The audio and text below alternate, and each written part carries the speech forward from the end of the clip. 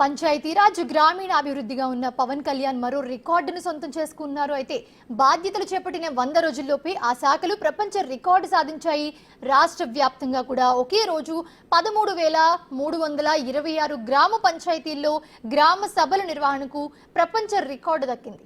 World records union August 23వ తేదీన నిర్వహించిన గ్రామ సభలను దీని గుర్తించింది.